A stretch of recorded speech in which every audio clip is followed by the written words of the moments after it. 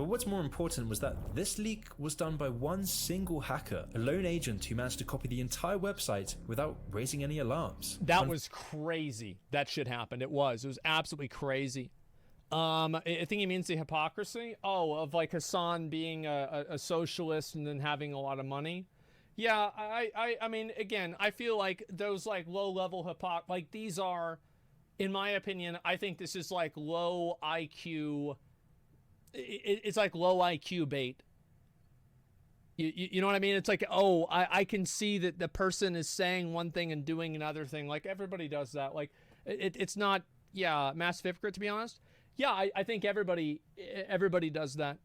You know, people believe in something, but if it's beneficial for them to do the opposite, they'll probably do it. This isn't some kind of like, you know, brilliant fucking I'm very intelligent situation. It's just common sense. People have evolved for millions of years to act in their own self-interest. Failing the very unsteady foundations the Twitch business model was built on. But even with this in mind, Twitch will still rise. In fact, Twitch is set to grow exponentially in the coming years, with the company projected to grow 25% every single year. Ooh. Because Twitch only grows when the population becomes more lonely and isolated, with shocking data revealing that about 40% of Generation Z suffers from loneliness, which coincidentally is the same demographic that uses Twitch the most. And when you stop to actually realize that the top streamers make Is that true? I feel like Twitch is mostly a millennial website. Like, I really don't know if this is accurate or not. Yeah, I feel like it's primarily a millennial website. It's the same for YouTube. Yeah, I think that all of these, like, again, like all of these criticisms and things like this, these are all for any website. I'll be right back. Let's watch the rest of this. All of their money from donations, you know, from people who are desperate for any sense of attention or connection. It's then not really that hard to understand how... Didn't Pokimane disable donations? Twitch has made $2.3 billion just this year, and it also makes clear that the original creative, free and authentic version of Justin TV is dead. That's why the original creator Justin now lives a life hidden away from the hell of global big tech, hidden from Twitch's changing direction, a direction of maximizing its profits from simps and loneliness rather than creativity, community and ingenuity. So long as Generation Z lives their isolated, sedentary and self-destructive lives, increasingly devoid of age-old sources of happiness like community, religion, national identity and family, the more Twitch's toxicity will grow, resulting in Twitch going from a beacon of freedom and artistic passion to becoming a gigantic glossy monument to insipid vacuity.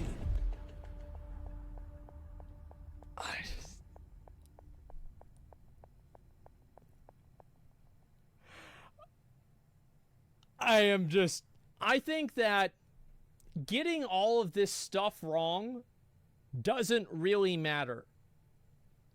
I do think that painting this person as like a Twitch moderator and making them look bad and misrepresenting things, I do think that's bad. But I think really the only part of this that's like, I would say really, really, really problematic is this part right here. Revenue for Twitch enjoy almost limitless protection. Because this is the real way that Twitch makes money. Listen to this and this again. gets sinister, not just for the fact that it erodes free speech on the internet, but also because of the way that Twitch is hiding sexual assault and harassment allegations against much of Twitch's biggest partners, all in the name of protecting profits. The worst effect— That is crazy.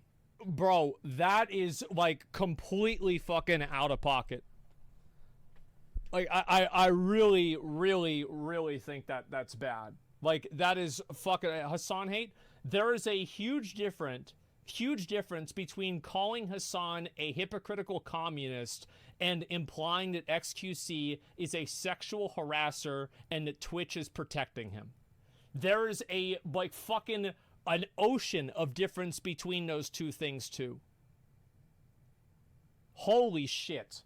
It's disappointing because the beginning of this video was pretty good. Explaining like the history of Twitch and everything like that. It was great. But I feel like this person clearly has an agenda to push with this video, and the facts of the stories are not important enough to take into consideration. A lot of the information about this, etc., is completely wrong. It's just, it's factually wrong. And I think this is honestly disgraceful. That somebody can put up a video like this and defame XQC specifically, let me ask you a question. How many people that watch this, what percentage of the people that watch this will come to the conclusion that XQC is being protected by Twitch for sexual harassment? How many people will come to that conclusion? What percentage of people will come to that conclusion?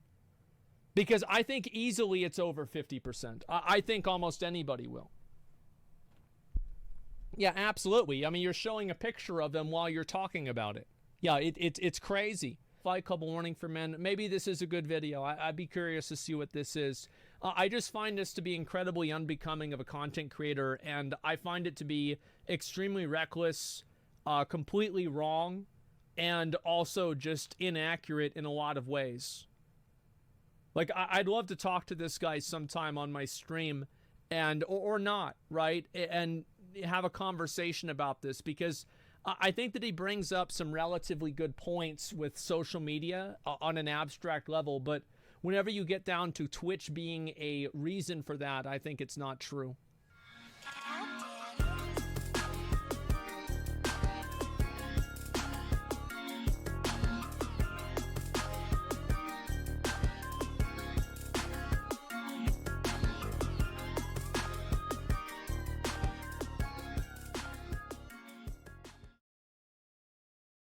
This is the first time that we have ever done a Horde and Alliance transmog competition.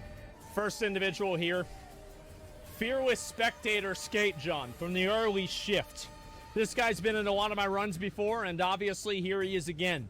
He's got one of the Mists of Pandaria tabards on. Those shoulders there come from, I believe that is no feet pics. Oh, yeah, that's good.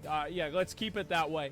I think that's the heroic version of the Paladin Tomb of Sargeras set. Those gloves right there are blacksmithing gloves from Burning Crusade. That belt there comes from, I think that's a Cataclysm or Mists of Pandaria belt. Those leggings there are the Wrath Recolor leggings from the Burning Crusade 5-man heroic dungeons. And the sword here is called the Great Sword of Frozen Hells, which is a random drop from Throne of Thunder bosses.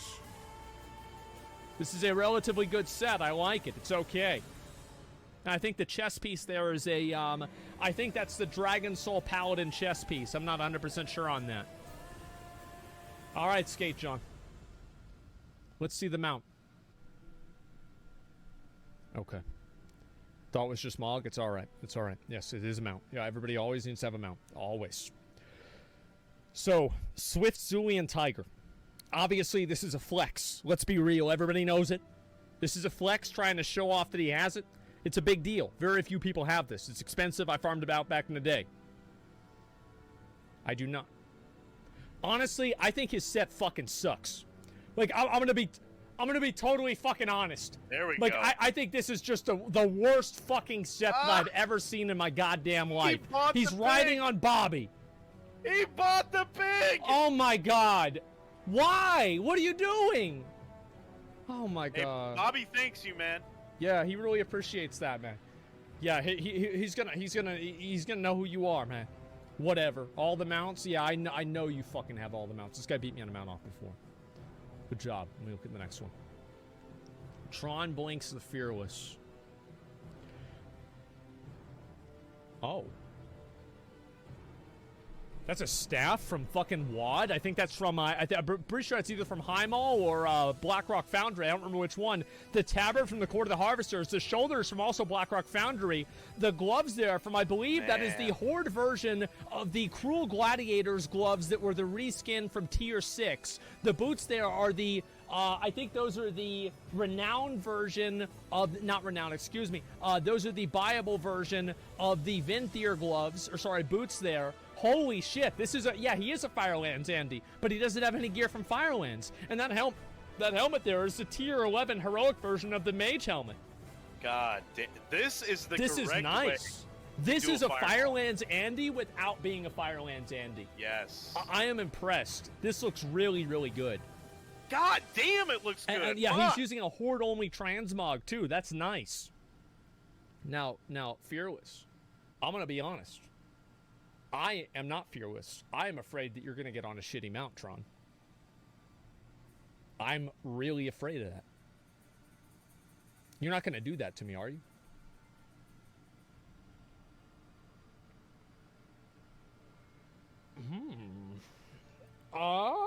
What do you guys think? I think this is decent.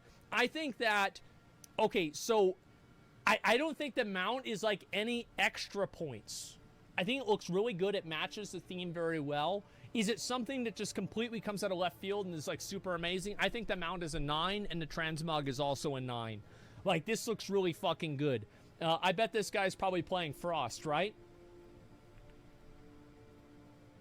No, he's actually a Fire Mage. Okay, yeah, never mind. Yes, this is a very good Fire Mage transmog. I like it a lot. Really good job, Tron. I'm proud of you. Good work. Patient Vega Boliaria. What the fuck is this shit? The shoulders there from fucking Cataclysm Dungeons? The gloves and the boots there from the first, and also the legs from the first PvP tier. I think that might be PvP tier of Shadowlands. The belt there from, I think, Zareth Mortis. The weapon, which is a trash drop from Dragon Soul.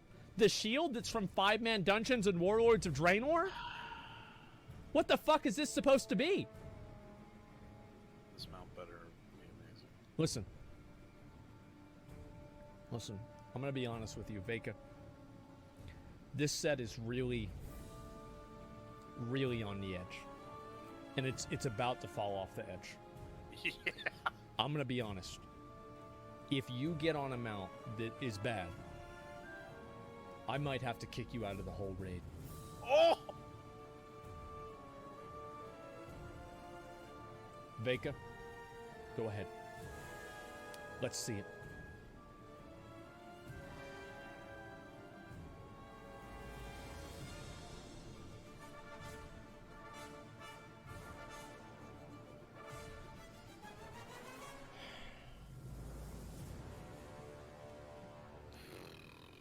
That's what I was thinking. I'm going to be honest, Veka. I think that this mount is not bad enough to get you kicked out of the raid, but it's bad enough for me to think that you probably should. This is not a good combination. The only thing that this mount matches is your shield and your horns. Yep. This is the pinnacle of a 12-year-old Tauren player. Veka, you've got to do a better job. This just simply isn't acceptable. This is 2022. We're not looking at these clown sets anymore and getting impressed. You're making the Horde look bad. Yep.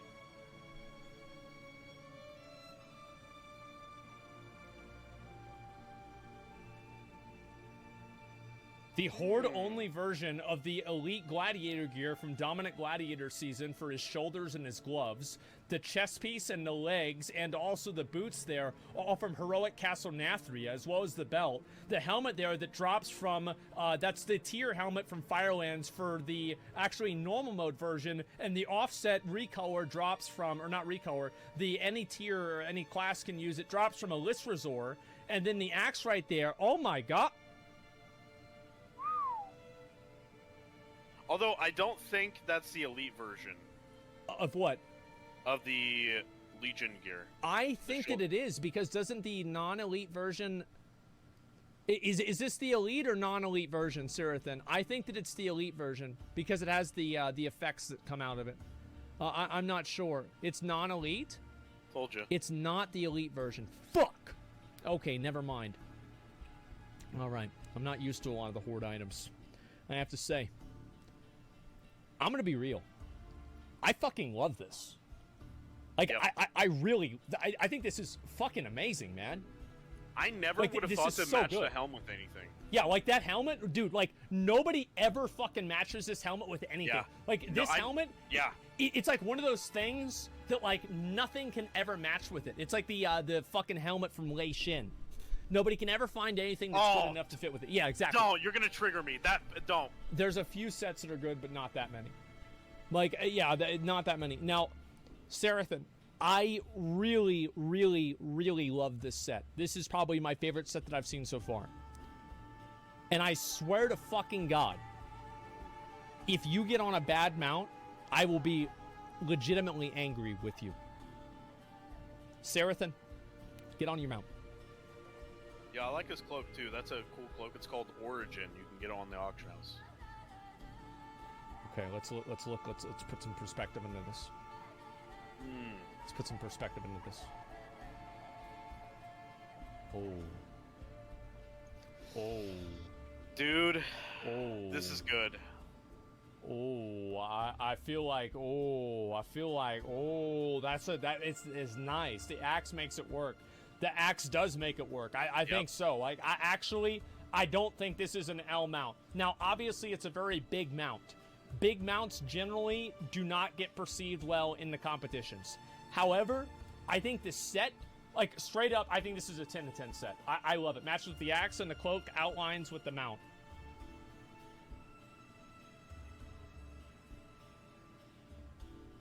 Okay. That's impressive. I like that a lot. Okay, yeah, this is really, really, really fucking good, man. Yeah, this is amazing. Insane set. Yeah, like, let me see. Yeah. Can you get off the mount real quick? Yeah, I really like this a lot, dude. I think it's fucking amazing. Veka left. Yeah, I know. Trust me, he had to. Thank you, sir. Yeah. This set, I can't get over how good this is. I really, really like this set a lot. I'm a little mad that I can't do that because of the DK items a little bit. Oh, well. I would 100% steal this. Yep. This is a great idea. Fist Bumbo from the guild Dragon D's Nuts. All right, so he's got the shoulders and the gloves there from the, that's the Antorus. What's that there? I think that's actually, is this guy Horde as well? I'm not even really sure, but no, he's not. I'm gonna be real, like, I think this looks pretty damn good. He's got the swords there with the Sinful Illusion enchant with the chest piece. Like, I mean, that looks pretty badass. Like, that's sinful. Yeah, it's not sinful? No. Is it the other one? It's the other fucking one that looks just like it, okay? It's called Sin Wrath. Sin Wrath. Oh, excuse me. Yeah, that's what matters. Okay, look. I like this a lot, man. I really, really do. Like, obviously, we've seen a lot of people using the Antorus, and I think, actually, this is one of the PvP versions, but I'm not 100% on it because it's a monk set. But I really like it. I think it looks really good. What do you guys think? Red equals win? No, it's just a coincidence, okay, guys? That's how it looks. It's looking like red equals win. It is, a little bit. Yeah, all right. Fist, this is a really cool set. I like it a lot. I really like the weapons. I think the weapons are fucking amazing. Yeah, the weapons are The great. chat is very skeptical. Fist, you have to get on a good mount here. If you want to get a chance at getting in the top 5.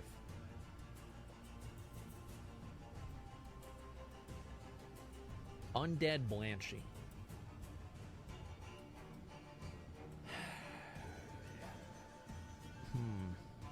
I understand it. I understand it too, yeah. Like, I feel like we haven't had a mount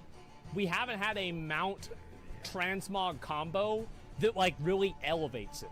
Like, every single one has been, like, either neutral or, like, it made it a little bit worse, but it wasn't really that big of a deal. This was like, oh, I got a red Mog, I need a red mount. Here it is. Yeah. Like, that's it's what like, happened. the only good thing about this is the fact that the eyes here match with the Sinwrath enchant. That's the only good thing with, like, the effect. Everything else is kind of okay. Fist Tumbo, you tried. I think your set looks pretty good, but I don't know about this mount. Also, one little small thing I want to point out is that your shoulders have this, like, green kind of thing coming off it. Yeah, and they that do. kind of fucks it up a little bit. It does. I didn't even see that. Yeah, you're right. Can y'all spread out a little bit? Jibu. Oh, fuck. Oh, fuck. Here Oh, no. Oh, God. Come on, please don't be fucking...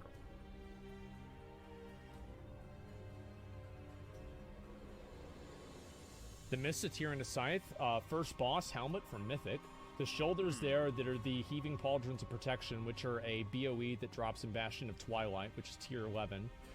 The gloves there, which are the recolored version of, I think, the Paladin gloves from Firelands that you can get from Island Expeditions. Obviously, the Gavel of the Jailer. And then the boots and the legs also from tier 11 DK set.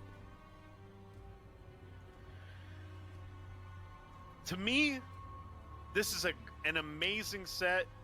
just on the fact that that weapon right now is extremely hard to get a good Mog for, and I think he's done an exceptional job That's here. true. That's true. Yes. It's one of those items that, like, if you even have a set that even slightly looks good with this Mog, that's fucking impressive.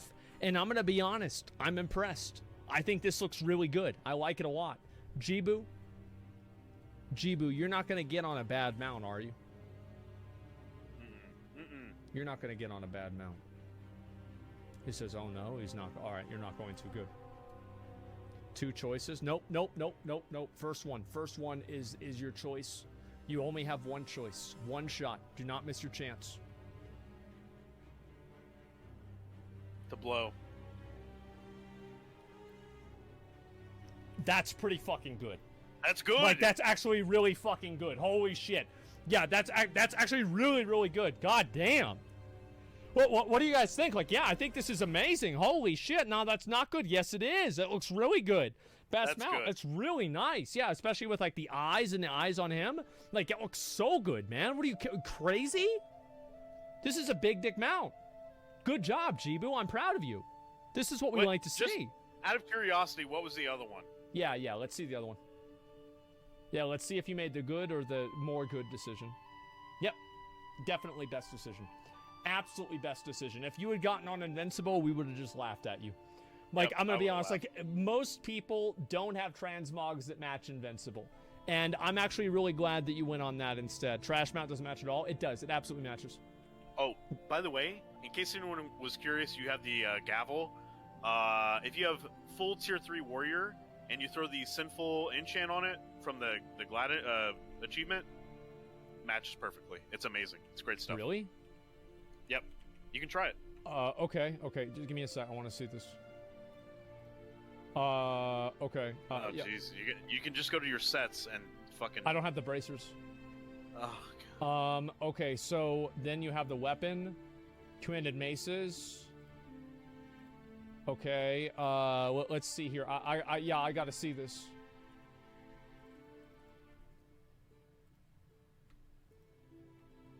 Now throw the sinful enchant on it.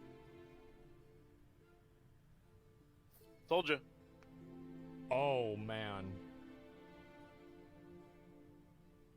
Oh, man.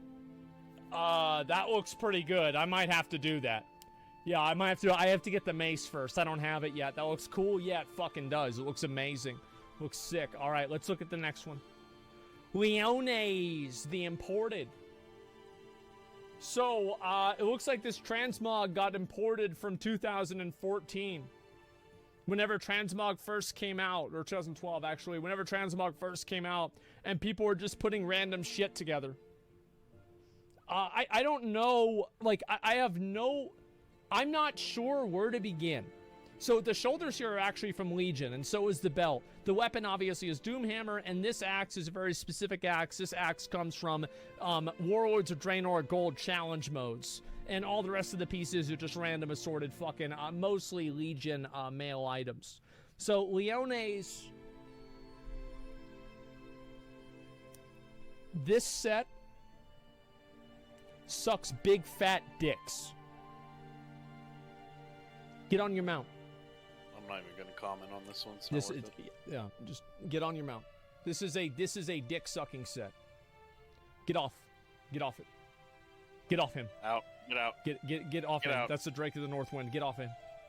Why did you do this to me? Get out. Why did you do this to me? What were you thinking?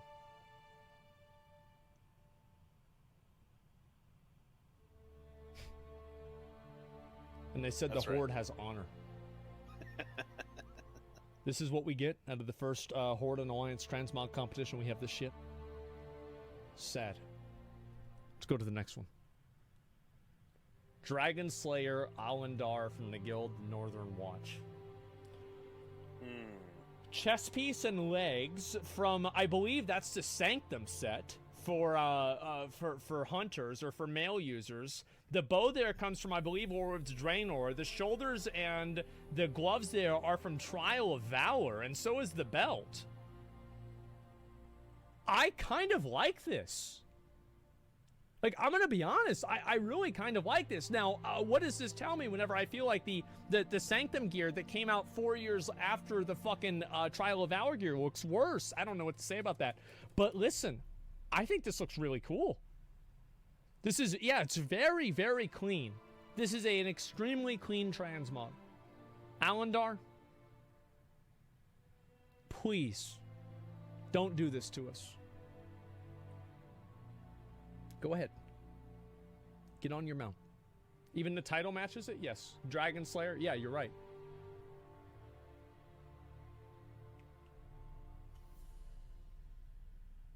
Oh.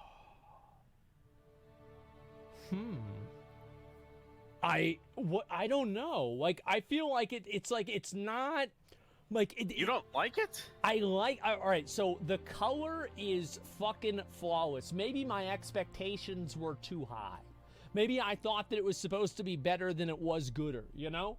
But I think that overall, it does look good. For colors, the colors match perfectly. I like it a lot. Yeah, people who don't like it are red Andes. No. I think this looks good. Like, the colors are great.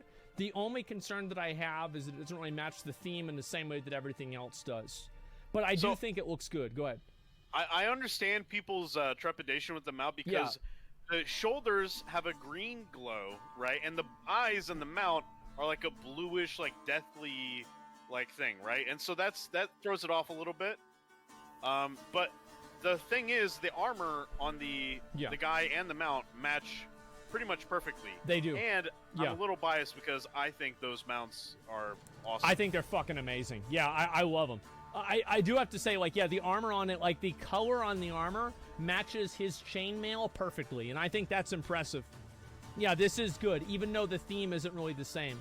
Good job, Alendar. Good job.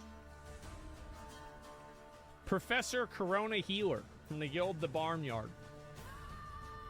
So, what is this? This looks like a guy that goes to the comic shop and argues with the people there about Superman. Like, what the fuck is this?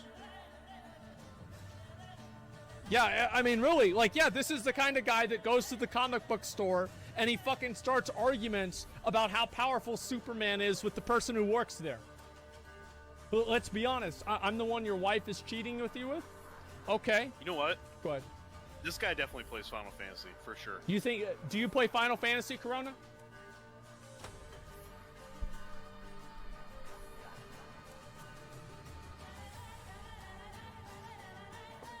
Nah, he says he doesn't.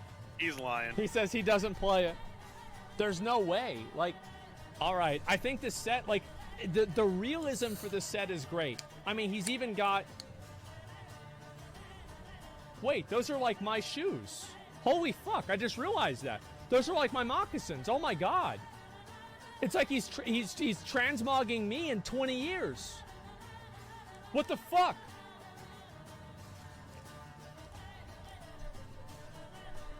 He also has your hair? Ooh. Guys, no he doesn't. That's not the... All right, Corona, go ahead. Go ahead, get on your mount. Let's see the mount.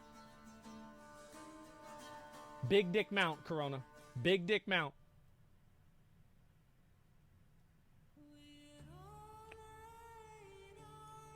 Wait.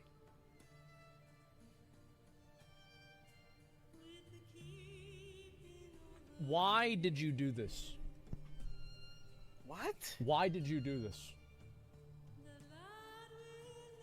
Is it supposed to be Mitch Jones? Like, is this supposed to be like a cosplay of me or something like that? Because there's like rats in my house. Like, what is... What are you doing here? Why are you doing this to me? Go ahead, tell me. What was your goal with this transmog set? Corona? Hello? Hello? Come on. This is the realism transmog.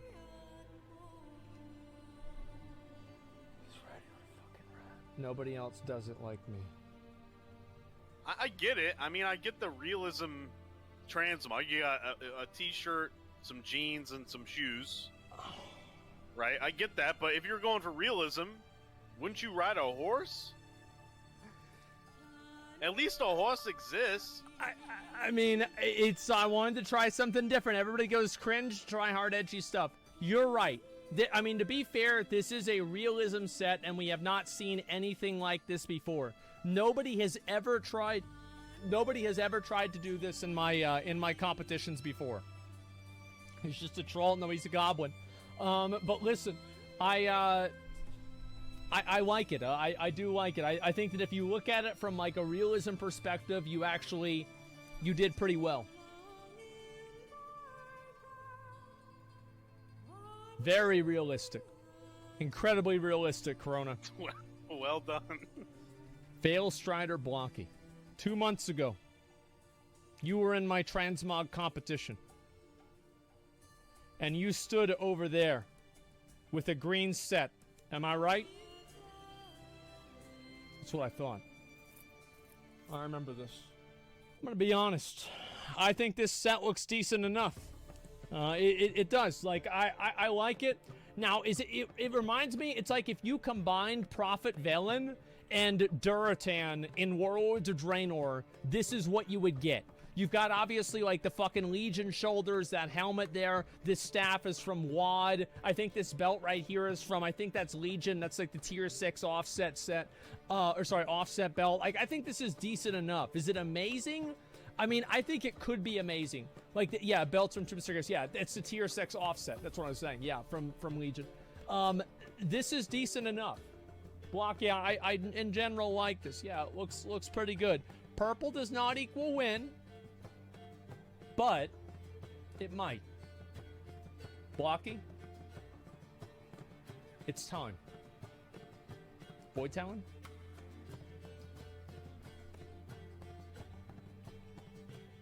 The Blessed Fell Crusher? Ooh. Huh. Yo, So I like it. Oh my god. Like, I mean, this is like he's matching the crystals. Yeah, he's got the matching crystal crack rocks. Like, this is amazing. I really like this. I think this is actually unironically good. Like, yeah, crystal to crystal. Like, yeah. Holy fucking shit, man. This is great. Yeah, I mean, I actually think this is the first mount that was actually picked without the... Like, this is the first mount that somebody had their eyes open whenever they decided what mount they were going to use. Yeah, this is actually a good idea, Blocky. Good job. I'm proud of you. Great work. Blocky. It's a... go ahead. I don't know if you can, but if you can throw the Earth Warder or Light Warder, whatever that yellow enchant is, on your weapon, that would be good too.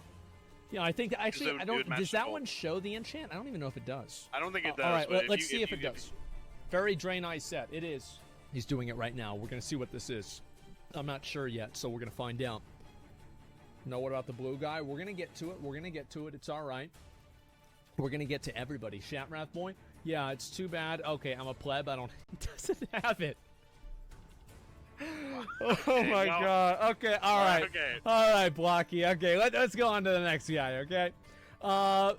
Nuku, the Insane, from the Guild Roadrunners, and you are a cat. Isn't that nice? Come on, let's see the transmog. What the fuck? Huh? So, Horde Navy dress uniform.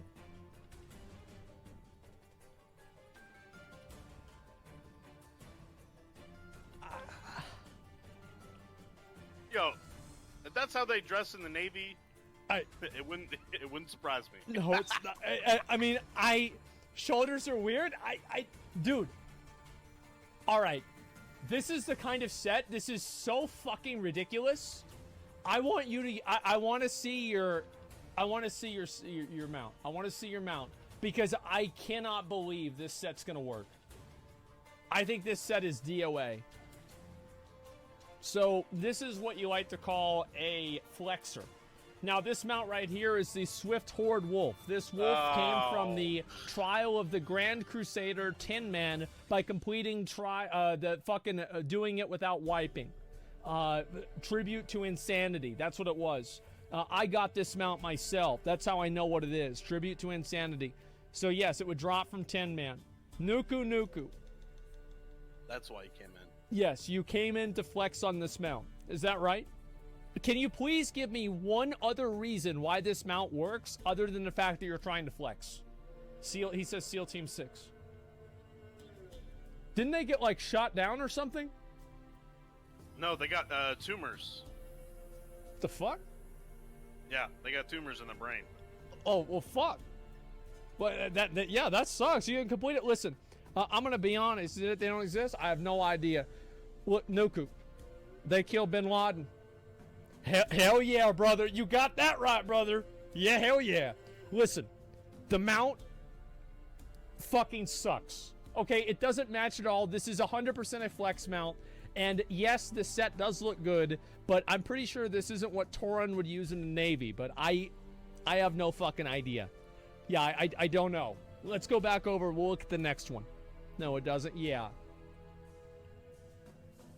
Chelin the Lightbringer from the guild, Dragon Scale Expedition. Whoa! Okay, all right. So we've got obviously those boots right there. I think those boots are from the Venthyr as well. The gloves there, I think those are tier set gloves for a priest. I think that's Legion. I don't remember exactly where that's from. The shoulders and the helmet there are from the Old War tier set. The tabard there is from the tabard of the Argent Dawn, or the fucking Argent Crusade, or whatever the hell it was. I forgot, it's a 3.3 tabard.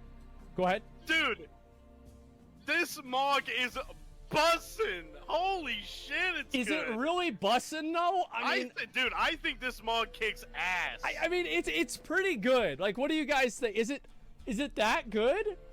I mean, maybe it is. I mean, the lantern is good. The, like, floating in the air is good. I mean, I like the belt. I mean, the belt, I think that's like a Nighthold belt or something. Have you never seen a non-purple Nightborn? If you want me to be totally honest with you, no, I have not. I only see purple Nightborns. Let's see the PvP. Yeah, that's what I thought. It's the same set. Go ahead. Get on your mount. Come on.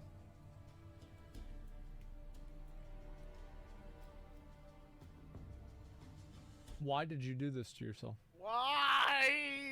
Why did you commit this act of violence against yourself? He says Nightborn construct. It's not a Nightborn construct. They say in the quest that the construct is not actually it's so timeless they don't even know where it came from. I read that so that's not even true. You want to try again? You were so close. Like, yeah, I read the quest text. I'm joking, yes. This is the worst mount combination that I've ever seen in my entire life. There has never been another time that a person has gotten on a mount and ruined their chances that much. If you had just got on this mount, okay, this is a BFA mount, it's not a big deal. This is a Sandy, whatever the fuck, yeah, Sandy Nightsaber. You bought this from the little fucking BFA, like little world quest things. You would have probably done pretty well. But this is fine. This is acceptable. The other one is just ahead of the curve. Fucking way better, yeah. Chelin, you've got to try better next time. Come on. Oh my, I'm so upset. You wasted that perfect transmog on with a shit mount. Now, no one can ever come into another competition with an amazing mog like that and give it another shot. You have one shot with your transmog with a good mount, and that's it. No one else in the history or in the future will ever be able to do it again, and you fucking ruined it. That is too fucking bad, Chelin. Chelin, it really could have been a lot better. Please, McConnell, I love you, though. Good luck. Let's go ahead and go to the next one. Q-On of Warderon from the Guild Law Enforcement. If this Mog has too many pieces from one same set, I can change to my arms one. I wear this one just for funsies. So he's got, obviously, this is a lot of, I like this, actually. I think this is really interesting because it's an Alliance transmog set, but it's using very few pieces that are actually Alliance themed. It's only the shoulders and the belt and the legs that are actually Alliance themed transmog pieces. And all the rest of the pieces are like, usually like mostly Zereth Mortis items, actually. Like the gloves and like the weapons and the boots there. Like, I really kind of like this. The helmets from Opulence and Battle of a Dazar Lore. I think this looks pretty good, guys. That's the Kyrian armor. It's Kyrian. Oh yes, yes. No, you're totally right. You are right. I haven't done Kyrian yet, so I'm not sure. And that's the Gilnean tabard as well. I like this. I feel like there is a chance that this mount could suck. Like I feel like what you're gonna go. I'm not gonna give him any ideas. Yep. Yep. All right. Q on. Let's see it. I like it simple. You're gonna get on a regular horse. Oh. Oh, okay. All right. You know what? I actually think this isn't that bad. Yeah, okay, this is actually a good idea. The reason why I like it the most is the fact that it's not what I had expected him to do. Because, like, if people always, can I show my arms one? Yeah, sure. This is a really, really nice set. I like it a lot. Yeah, we can look at your arms one. I just really, really like the other off pieces, especially, like, the shoulders and all of that. Like, looking like that, the gloves don't look that great, but everything else is pretty decent. Oh, wow. Wow. This actually looks pretty fucking good. And like, dude, the reformed Ashkandi, that is a fucking... Nobody nice. Ever uses that. Nope. Holy shit. Yeah, this Kuan, this is a good one, yeah. I feel like, yeah, both of these sets, I don't know about the Tabard, but maybe it does work because the other pieces Dragon, like you fitting changed them his title too. Yeah, he did. I like this. Good job, Kuan. You have a mount for that one or no? Get on if you want. Ready to slay dragons in the next expansion? True. Okay, mount's not really that good. I think that's just one of the mounts, Court Sin Runner. Oh, yeah, okay, that one I guess is probably from somewhere on Revendreth. I don't really know where that one is from, actually. I just bought, that's like one of the ones you just buy and never think about it again. Midnight from Kara, maybe? It's really hard to say what will go with it. I have no idea. That does actually... all right, that looks really... that looks really, really fucking good. I kind of like the other set more, but I do think this looks badass. Yeah. Good job, Kuwan. Now let's go to the next one. Can y'all separate a little bit? Collab of the Nightfall. Now, whenever you say collab, if I said this is one of the shittiest sets that I've seen, I think I would be underselling it. Oh. I think this is one of the lowest effort, worst transmog sets that I've seen all year. All you did is you put together a number of pieces from the last season of BFA, and then you put that shitty fucking dagger on that comes from Ashar's Eternal Palace. And I think this little, what's this from? I think this is from just like a random green in Stormsong Valley. With this weird face mask. I don't like this. I think that it's so boring, it's so bad. Yes. Yeah, good job, Kieran. Get away. Now, I think this looks automatically way better. I think the face mask really sucked. And this does look better. However, I have a feeling that you're going to get on a mount that's even worse. I have a feeling that you have not reached the pinnacle of your failure yet. I want you to get on your mount. Prove me wrong.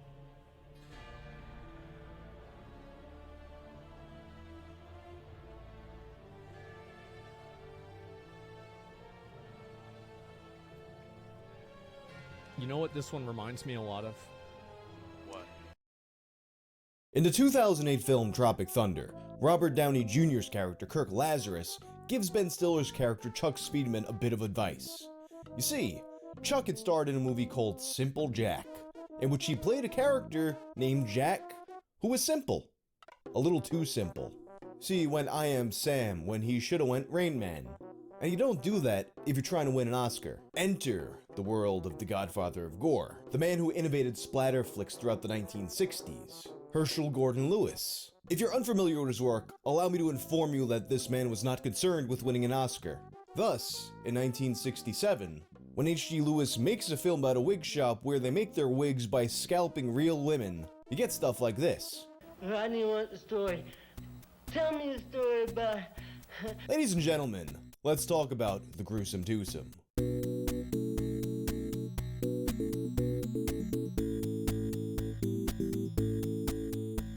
This video is sponsored by Shudder. Shudder is my favorite streaming service. It's basically the Netflix of horror. It's got the best selection of horror, thriller, and supernatural movies. Series and originals that you'll find anywhere online on all of your devices for $5.99 a month or $56.99 a year. They're always releasing new content, and new this month are slasher comedy Vicious Fun about a horror movie critic who stumbles into a support group for serial killers, the supernatural thriller Son, where Halloween's Andy Manichek plays a mother who will stop at nothing to save her mysteriously ill young son from a cult she believes is trying to kidnap him, and Candicia, the latest from Inside's Alexandre Bustillo and Julian Maury. Lately on Shudder, I've been going through episodes of The Last Drive-In with Joe Bob Briggs. In particular, I enjoyed his viewing of Fried Barry. With that movie being such a weird movie, it kinda helped the viewing a lot to have Joe Bob there to kind of serve as an anchor for the experience. Shudder's expertly curated collection includes must-see titles like The Dark and the Wicked, The Mortuary Collection, and PG Psycho Gorman, plus all the best horror documentaries and the hit Creepshow TV series from executive producer Greg Nicotero of The Walking Dead. To try Shudder for 30 days, go to shudder.com and use code WANG.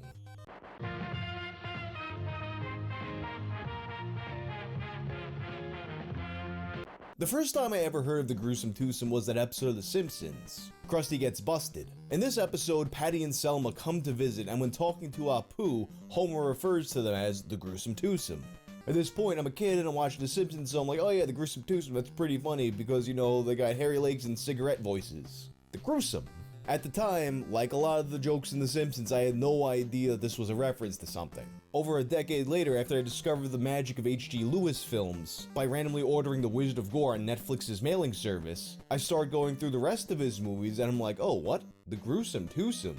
Like from The Simpsons? And it gave me an even greater appreciation for the depth of the references in The Simpsons. I mean, okay, maybe he was referencing the characters from Wacky Races, but I prefer to believe that Homer Simpson is low-key a gore movie aficionado. Now, H.G. Lewis, of course, was an innovator, with his film Blood Feast being considered by many to be the first gore film. And with the gruesome twosome, he had intended to innovate once again, now by creating the first horror comedy. Which is pretty ironic since the highlight of so much of his other work is unintentional comedy. And at this point, horror comedies did exist. I mean, you had several Abbott and Costello crossovers with classic Universal Studios monsters.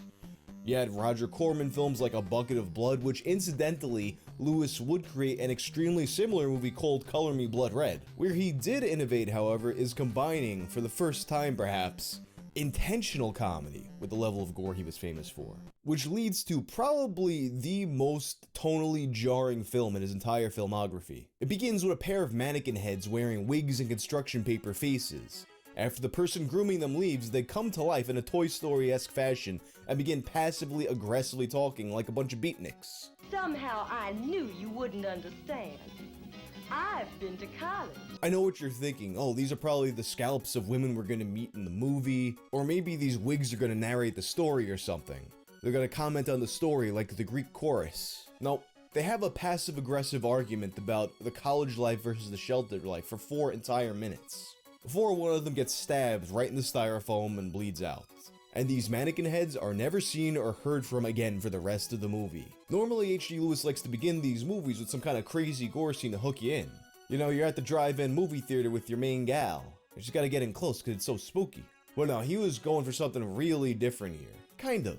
You see, as it turns out, the reason for this extremely long intro where they're just talking and it has nothing to do with the rest of the movie is that when the movie was finished, they realized that it was several minutes short of the 70-minute runtime needed for it to play at the drive-in. So they basically just went to H.G. Lewis's office and threw this scene together to pad it for time. no metaphor or symbolism or foreshadowing, any kind of grand design behind having this be the first 4 minutes of the film. Just, fuck it, we gotta pad this thing out. There's perhaps nothing more emblematic of his ethos as a filmmaker. But now, the real movie begins. We see a store with 100% human hair wigs for sale, and rooms for rent. A young woman shows up late at night to inquire about the room because, as you know, those are the peak apartment hunting hours. The owner, old Miss Pringle, jumps out of the shadows, startling her, and takes her inside to meet her stuffed wildcat Napoleon, who she talks to throughout the entire movie as if it understands. Isn't she a lovely girl? Such lovely brown hair. Even when he's not there. And not a single time through this movie does a person go, hey, maybe I don't want to live with this old lady who talks to an imaginary friend. Doesn't seem to register as unusual at all to anybody. After the renter admires how unbelievably realistic these wigs are, Mrs. Pringle takes her to see the room for rent, and she calls her son Rodney to help. Here's the room, and here's Rodney. Now I see why she had those bangs. She was hiding some extremely dry skin under there. Damn beatniks don't know how to moisturize. All in all, Rodney spends 2 entire minutes slicing the woman's scalp off as his tongue dangles out his mouth like Stimpson J. Cat, while making his best handy-capable grunts that absolutely would never fly in 2021. There's actually not that many kills in this movie, but they milk the fuck out of the ones that they do have. Clearly, once again, to pad for time, but also, there's just something about the length of these scenes that adds to the visceral reaction you get. The effect is not great. It kind of looks like her forehead is made out of Kellogg's cornflakes. But a more polished movie with better effects might do it a little too clean and a little too fast. The sloppiness of it all makes it almost seem a little bit more realistic in a way. I mean, if you really were gonna scalp a woman, you'd have to put some elbow grease into it. Note to the FBI agent that's assigned to me, I'm not speaking from experience, I'm just saying. Mrs. Pringle admires Rodney's handiwork, and then the hair teleports onto the mannequin. So there's no mistake, the sign was telling the truth, 100% human hair. Nothing but respect for ethics in marketing. And then we get the opening credits rolling to this big band jazz music that makes it sound like Tom and Jerry made a wig-making Rube Goldberg machine. And we cut to the college students, Kathy and Dave. It's kind of hard to hear what they're saying, Tonight around 8, okay? but as we get closer to them, so does the microphone and thus the audio improves. You know, this is the 3rd date that you've forgotten about this week, Kathy. Kathy has canceled her date with Dave to help her friend Dawn look for an apartment. And we learn that Kathy has a habit of getting wrapped up in cockamamie mysteries. First you had to help Sally find her stolen earrings that turned out not to be stolen. Then it was the big search for Mrs. Archer's parakeet that you were convinced was in the pot pie that we had for lunch yesterday. A second later, a friend happens to walk up to them and tell them about another mystery. Mumbles it out like the Tin Man when he needs his oil can. What do you think about those missing girls? Tinsmith forgot to give her a heart. She can't help but talk about it back in the dorm while eating fried chicken with their gal pals. They try to warn Dawn that with all the strange disappearances of women, maybe it's not the best time to go showing up at strange houses looking for a room to rent. I mean, just look at the headlines. Campus puzzled, girls vanished. I like that the lead here is not that there may be people dead, but the college is confused about it. Their concern about the possibly dead girls is washed away as the music gets louder and it's time to dance on your beds while eating chicken. I mean, yeah, alright, girls gotta eat, but it does seem like kind of a weird choice to have them dancing with chicken in the dorm, right? What's up with that? He explains what's going on here in the documentary Herschel Gordon Lewis, The Godfather of Gore. You see, when H.G. Lewis would make a movie, he would make deals with local chicken joints. In this case, they struck a deal with Kentucky Fried Chicken. KFC would give the production 100 pieces of chicken if they made sure that the chicken appeared in a scene. And it can be kind of tough to see with the film quality, but you can see the Colonel there on the bucket. So there you have it, a gore movie officially sponsored by Kentucky Fried Chicken. In fact, in another movie that H.G. Lewis shot around the same time, Blast Off Girls, Colonel Sanders actually makes a cameo. Hey man, you serve fried chicken? Do we serve fried chicken? Well, we do serve fried chicken. Reportedly though, he was extremely difficult to work with. He demanded to be the star of the movie and he demanded several rehearsals. And of course, H.G. Lewis is like, rehearsals? The fuck do you need that for? So they had to come up with a plan to ditch the Colonel. What they did was, they told him that they were done shooting at that location and then they were going to go to another location to shoot. So they wrap up production at this location, wait for Colonel Sanders to leave, and then after the Colonel is gone, they come back and resume the shoot without him. Poor Colonel Sanders. Never got the starring role that he wanted. So the fried chicken dance party is interrupted by a radio announcer, voiced by H.G. Lewis himself, who says that, yeah, it looks like the missing college students, they have been murdered after all. Kathy decides that she's going to investigate the murders herself, and she's going to start with the custodian, who she says just looks kind of suspicious. I mean, he is grabbing tissues with his hand when we already saw that he has a perfectly good poking stick. I don't know what you actually call that, a poking stick. She follows him and, oh shit, maybe he is up to something. I mean, he's digging a bag out of the garbage while looking around to make sure nobody sees him doing it. So she follows him home in one of the longest sequences in the entire movie. Luckily, he seems to be blind as shit because she's fucking terrible at hiding.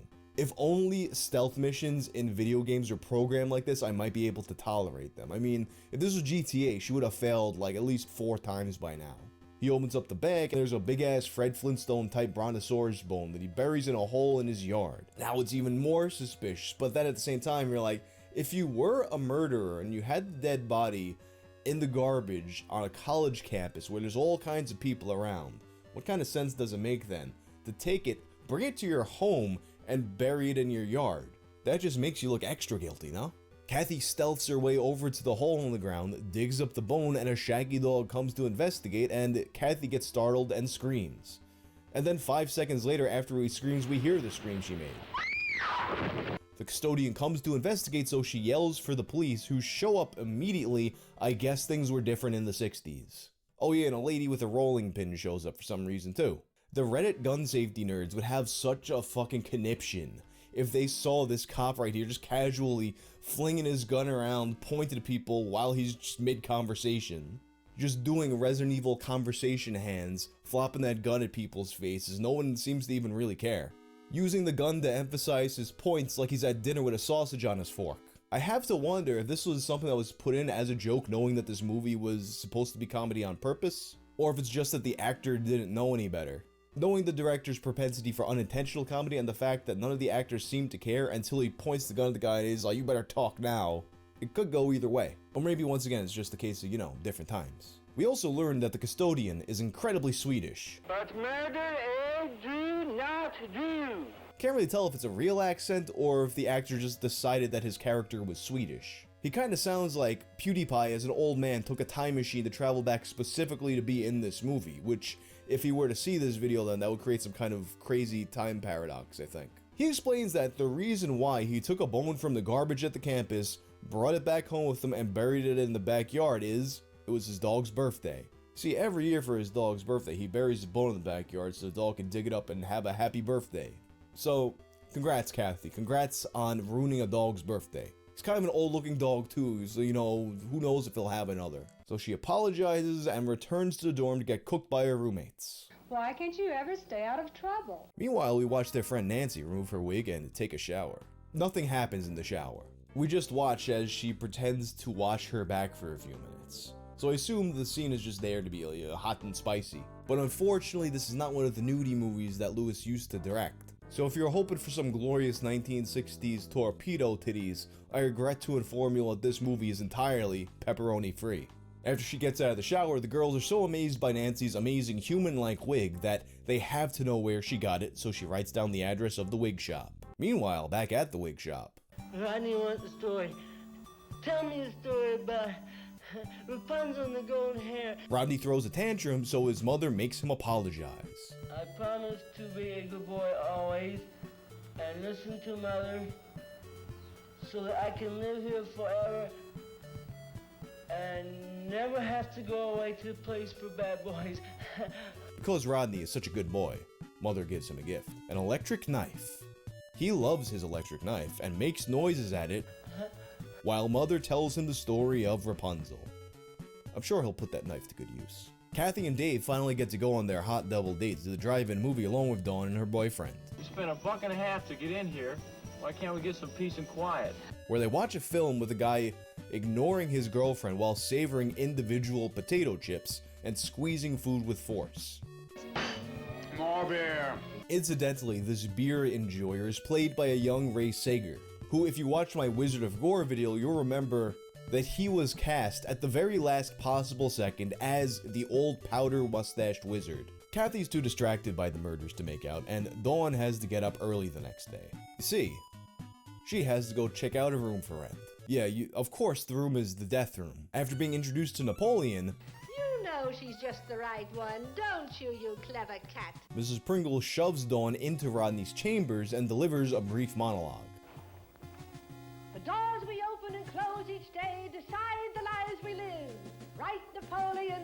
This monologue must have frozen time, since only after it's finished is Dawn pushed forward from the impact of the already closed door. And honestly, what comes next, a kill with the electric knife that Rodney got for being such a good boy, is honestly possibly one of H.G. Lewis's most effective kills he's put in a movie. You don't really see all that much as the electric knife slowly severs Dawn's head, but the subtle bit of gore you do see, combined with the shrill sound of the electric knife, and like the kill before, the sheer length of it as Rodney slides the knife back and forth. Even with how cheap and absurd this whole movie is, you stare at it long enough and you gotta do one of these. And as I said before, this is one of his most jarring movies tonally, so after we're done watching Dawn get her throat sliced up, we cut to a surf rock beach party. Something that's always really interesting to me about H.G. Lewis's films, this one in particular as well as Color Me Blood Red, which I mentioned before, there's parts like this that make me feel, in the way I can watch 80s sex comedies like Fraternity Vacation, it's kind of like a vibe with the 80s party energy that is possessed by the film. Some of his films have a 60s party energy, you know, in the scenes that are sandwiched between the gore scenes. Not having been alive back then, I can't really vouch for the authenticity of the vibe, but it's a vibe nonetheless. Dave and Kathy finally get away from the party to have some alone time, and my man Dave's finally about to get his... Hey everybody, all I have to do now is just set up the camera stand and Mitzi automatically comes and hops up on my knee. Anyway, so I've been getting a lot of questions about Nowhere Land. If you're just joining us, Nowhere Land is my Chris Chan concept album that I released recently. It's gotten a very positive response that warms my heart, and it's something that I've been working on for basically the first 6 months of this year and nonstop, and I am very pleased with the outcome and very pleased with the outcome and very pleased with the response, so that's really cool.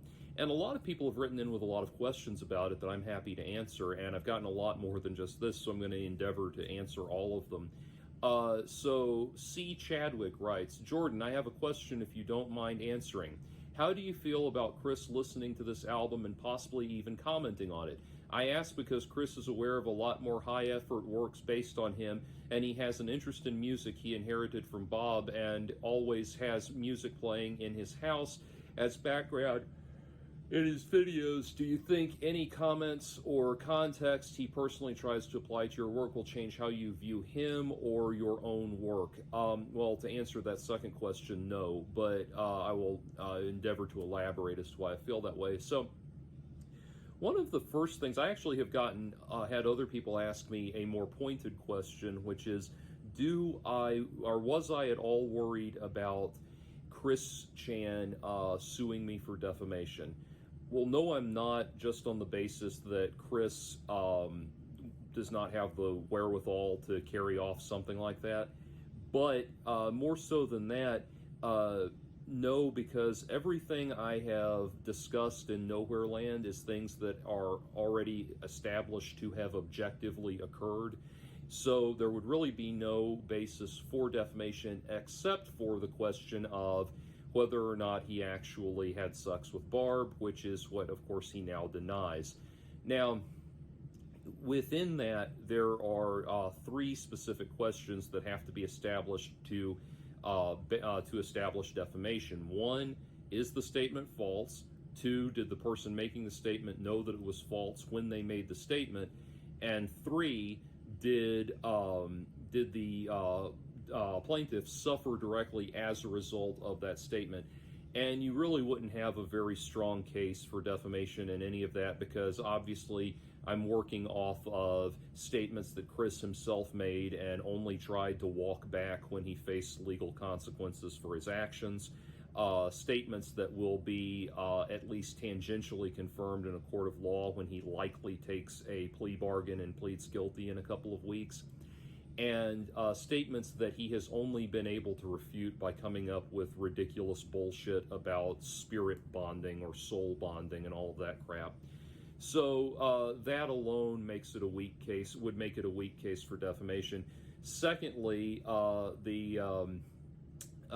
finally, because that addresses the first two questions, but finally, you would then have to establish that Chris himself suffered specifically as a result of me making the statement. And this is where this is very critical, because a good example of where this flies back in somebody's face is in the example of the case of Aleister Crowley suing W. Somerset Maugham for defamation.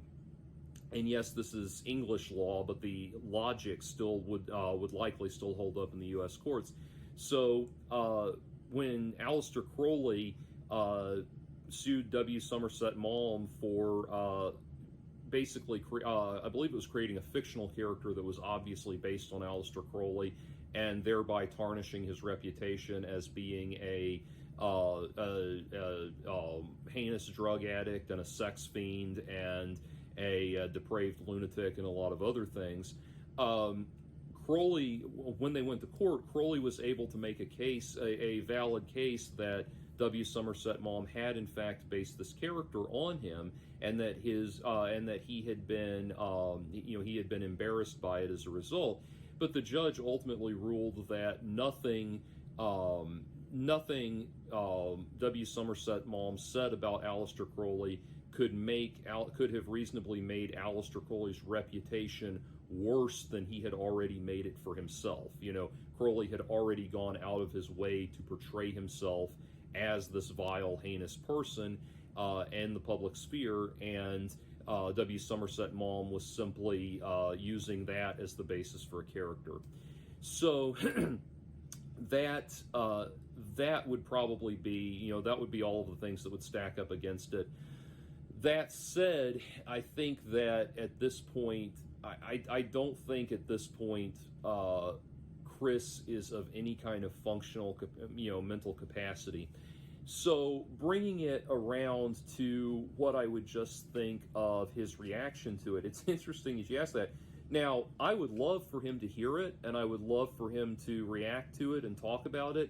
And, I'm not going to lie, a good deal of my motivation for that is highly, highly self-serving. Because what I would want is for him to, there's no greater promoter of Chris Chan related stuff than Chris Chan himself. So I'm not going to lie, that would be an appeal factor to have him blasted out there to all of the people that don't know about it yet. So that's certainly that would certainly be an appealing factor. As far as Chris's own reaction to it, it's interesting. There are basically, so Chris's cognitive capacity falls into basically three very interesting categories. The first one is everything up until Bob died, where Chris was essentially a low-functioning autistic person that was fairly eccentric, who was still in a position of reacting against all of the negativity that he had. That's where we get the famous, I want my family's house off the internet now video and stuff like that. He's still reacting against it. And that person would have one reaction to it. The second person, the person who embraces a life of lunacy and derision and fully and completely, and just throws caution to the wind and becomes this completely ridiculous, I say quote unquote transgender person, because it's really embracing a lot of ridiculous identities and weird stuff, and completely abandons any attachment to reality, would have a different response to it. but within that, what's interesting is within that there was a time period where Chris tried to reinvent himself as someone who had made peace with his past, and he would talk about having made peace with his past a lot. And that was the period, I think, where Noel was still trying to steer him on the right track. That person would have had a third response to it, and so or a different response to it. And now, in the realm of, now that Chris is in the realm of this Jesus bullshit and everything, he would probably just have the response of, lo, for it is preordained that this would be created, but I am nonetheless betrayed that it failed to acknowledge the spirit bonding, and all, this kind of, that would just, the response now would just be utter nonsense. So I don't know that Chris would have anything very productive or interesting or insightful to say about it at this point. I think the first two situations would be the first two possibilities. Either the young man that was still potentially trying to potentially resist the influence of the trolls and everything, and even as slim as it is, still had a slim possibility of maybe redeeming himself and having a productive life. That first incarnation of Chris would have one response. The second incarnation, where we've embraced fairyland or imagination land lunacy, and but we are at the same time acting as though we are making peace with the past and recognizing the person we used to be and all that. That secondary character would have another response to it, and then this third and final incarnation would have yet another response to it, but it would just be complete ridiculous gibberish. So those are the three possibilities. So I would love for him to hear it and respond to it in general. I think that would be great. Now, I'm not encouraging anybody to go spamming it to him or something like that. I'm not encouraging that, but certainly if somebody who has an inside track with Chris wanted to tell him about it, I think that would be great. As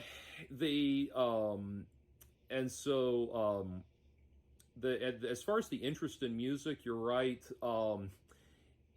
It's one thing that's interesting to me potentially is that there's a lot of different styles on the album. There's everything from acoustic singer-songwriter type stuff to Euro trash pop music to dance pop music to to prog rock, 70s prog rock and whatnot, and that sort of thing. There's a wide range of sounds that are covered, but a lot of it has these strong heavy metal moments. And that's part of what's interesting to me, would be interesting to me, is the tracks that are definitely heavy metal, hard rock and heavy metal, because Chris has always had a very strong antipathy towards those genres. I know that he has expressed in the past a great deal of antipathy towards heavy metal on the grounds that it is deeply masculinized music, and he detests being masculine. Yes, he does. Yes, he does. That he detests being masculinized and all of that. And so I'm not saying that as an effort to harass or upset him or anything. I'm saying that because it's curious to me to think about what his reaction would be given that aspect of it. That said, like I said before, I really don't, if he heard it and he liked it, that would be great. I think that would be the most desirable outcome all around. But beyond that, I really don't think that he could offer any real insight into it or perspective on it or anything like that. And certainly, I don't think that he would be able to hear it and grasp all of the subtle messages that are communicated in it. A lot of those more subtle messages about what Chris needs to do differently in life are things that other people have outright screamed at him. And there is one section on the song With Rage, there is one section where it's, it is dramatizing people literally outright screaming at him out of frustration and everything. So he can't, if he's not grasped those subtle messages when they were made with a bullhorn, he's not going to grasp them when they were made with a whisper. So there's not a lot to be gained there. But in general, yeah, I think it'd be great if he heard it. So that's that. That's answering that. There's a few more questions that I want to answer, and please, anything that's on your mind, I'd be happy to talk about it. I really am pleased with all of the interest that this has generated. So the album is Nowhere Land. I'm Jordan Owen. The album is available on all major streaming services, so please have at it. Give it a listen. I'd love to hear your thoughts.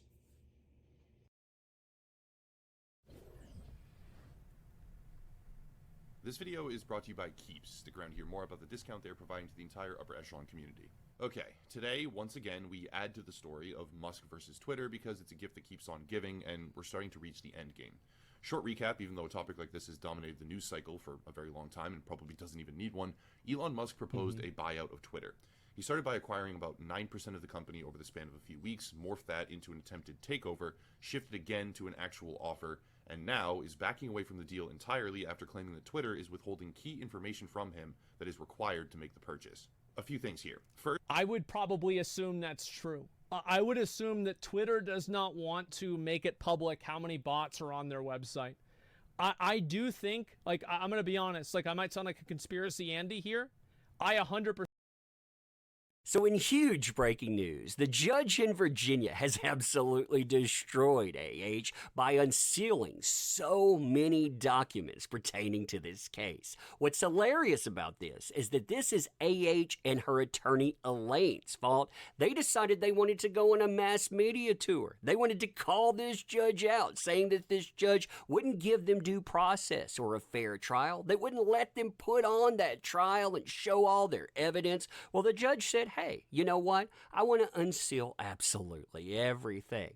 AH and Elaine, they begged the judge not to do it. They said, no, we need to keep a few things hidden in the dark. The judge said, denied, baby, denied.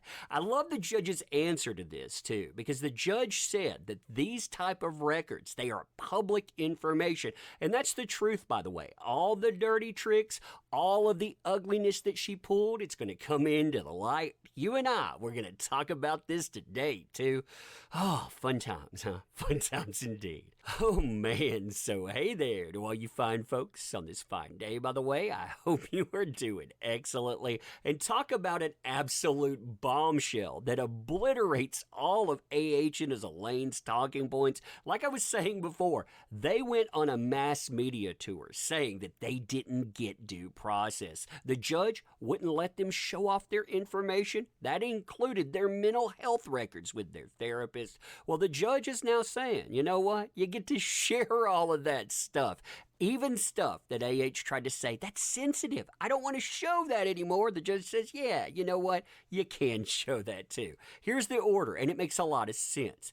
The protective order. Now, the protective order was something they were trying to extend, by the way. That's what they were saying. We need it extended. Well, the protective order in this matter, it was put in place to, number one, to protect sensitive information. There's only specific sensitive information that needs to be protected there as well. And number two, and this was their big talking point, one that AH was saying over and over again, this was going to go wrong if we didn't lock things down.